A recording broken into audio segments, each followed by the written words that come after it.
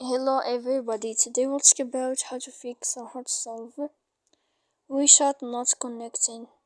To know how to fix or how to solve Wechat not connecting, you should just go to settings.